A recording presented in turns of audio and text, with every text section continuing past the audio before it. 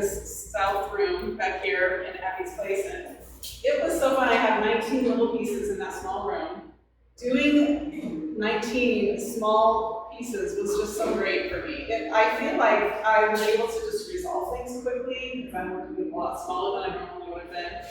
And I felt like, now when I get back to doing some bigger work, I have some ideas. I have it kind of propelled me forward a little bit, I think, in my art. It feels like that way at least.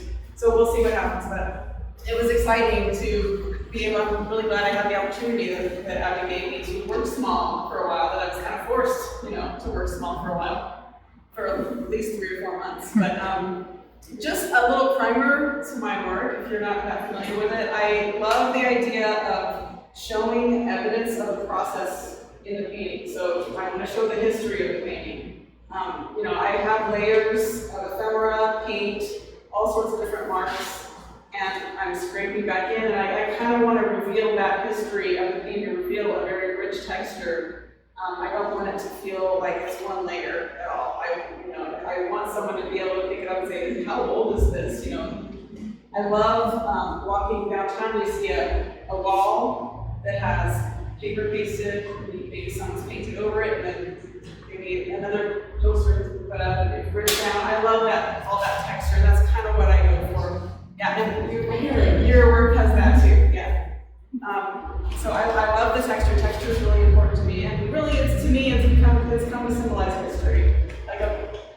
It's kind of like us. What's going into us that has made us who we are? What things have we been taught along the way, or have happened to us, good or bad, that have formed us and shaped who we are? And it's the same. That's kind of, I look at my paintings kind of like little beings with their own little history, the things that shape them, and I kind of want to see evidence. I don't want to make it, if I'm covering something up, I don't want to totally cover it up. I want to still be able to see that. Don't gloss over the imperfections. I want to see those. That's what makes it beautiful to me. I want to have a mixture of different types of marks in my work also. I want to have some things that look like and that were, in fact, sort of uncontrolled, like something that I wasn't able to really control as I did it, and I use a sander for that, or I may use a kind of a large scraping tool that I can't really get in and be very delicate with, that is going to make some marks and reveal some things that I didn't know were there, or I forgot were there. And then I also like to have other marks that are more delicate that kind of just balance that out. I like to see some different types of marks in my work, and different types of shapes. I like to have a variety.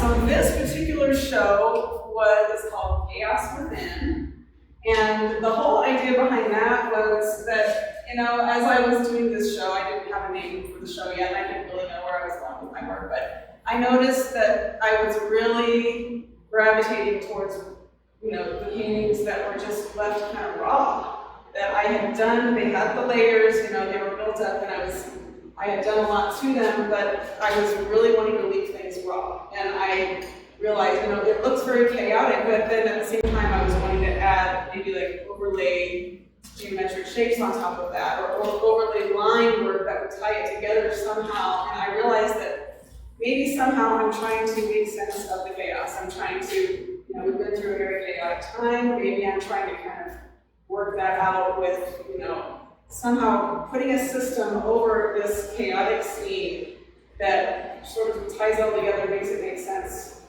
So the chaos within kind of came from that. And then it morphed, and there were a few pieces in there that are about nature and the sort of the chaotic nature of nature. I have a story about that, I'll tell you in a second, but how, nature isn't really chaotic because it's got its own systems, and nature's really in charge. We want to try to think that we are, but nature's in charge. And we can overlay all the systems that we want on nature, but it's going to do its thing. So that's kind of where I went with a few of those pieces.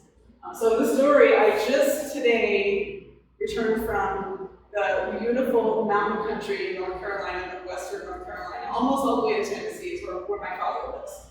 I was visiting him. And yesterday was torrential downpours.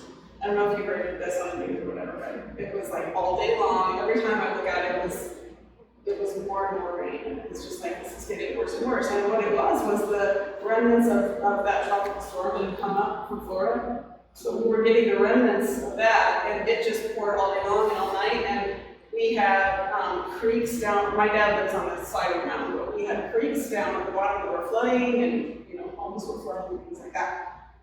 And as we went this morning, we got in the car and we were driving around. As we looked around, it's like this. It looked like chaos because there were branches down and leaves everywhere, and it just looked like a hurricane. Well, it kind of was a hurricane when it hit. It wasn't like heavy winds and rains, and it just kind of brought home the whole idea of my show again. Like, here's this massive force of nature that has happened, and we can do all of the emergency alerts that we want, but we can hunker in our homes. That's really all we can do about it. And nature's just so powerful. So that just kind of was something that kind of put a period at the end of like this whole body of work that I'm working on right now. Marks, I love making crude marks, and I think I talked a little bit about this, but I have several different types of crayons in my process that I use that I wanted to look kind of crude. I wanted to look like maybe a child had done that. And then I also like to scrape in and make marks that are more refined, so that I've got the variety. Things that I'm concerned about, like I talked about, the textured surface. I wanted to feel like it's a history, that this painting has been through some things.